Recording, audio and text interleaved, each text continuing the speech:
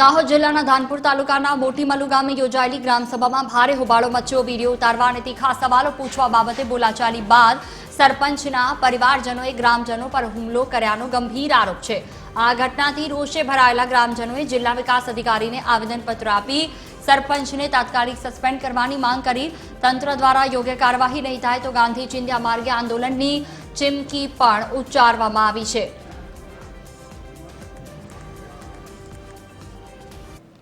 हमारा गाम सभा अंदर हमारा जो गाम सभा योजायेली ते वखते जे विडियोग्राफी चालतुं हतुं अने जे कोई प्रश्न हतो ए ग्राम सभा अंदर हमारा बधा युवाओ हता ते वखते एमने प्रश्न रजूआत कर्यो। ए प्रश्न ने लईने सरपंचना ससरा ए उश्केराईने ते वखत दरमियान तेमने मार मारवामां आव्यो छोकराने।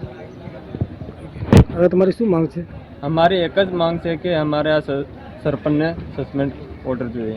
सरपंचना ससरा द्वारा अमरा जे विडियोग्राफरने उपरथी हुमलो करवामां आव्यो अने टेबल मारवामां आव्यो। पछी अंदर सरपंचे दरवाजो लॉक करी दीधो पंचायतनो अने पछी जेटला अमारा माणसो हता जे सवाल करता हता एमने टार्गेट राखीने एमनी उपर मोटो हुमलो करवामां आव्यो। अमारा भाईने एकने लाकड़ी बी वागी छे अने उपरथी अमने मारवामां आव्या।